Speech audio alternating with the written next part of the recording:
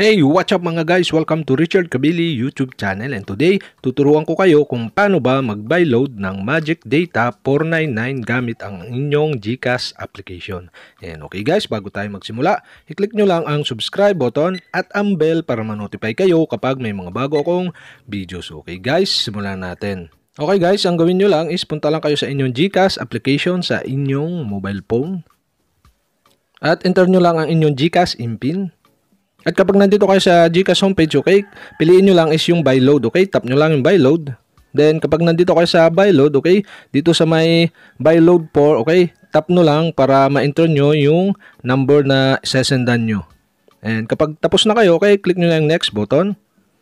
Then ayun guys, dito naman sa information, okay, dito sa may taas, so scroll to the left nyo lang or to the right, piliin nyo lang yung smart. Then dito naman sa smart, so okay, scroll down nyo lang, then hanapin nyo yung Magic Data 499. And ayun guys, so ito na, Magic Data 499. So tap nyo lang yung Magic Data 499. Then after nyo matap yung Magic Data 499, okay, click nyo na or tap nyo na yung next button do sa baba. At ayun guys, makikita na ninyo dito yung information ng inyong ilo-load. Then kapag okay naman siya, so click or tap nyo na yung Pay PHP button dun sa baba. Okay guys, payment received. So okay, successful na tayo na nakapag-buy load ng Magic Data 499 gamit ang ating GCash application.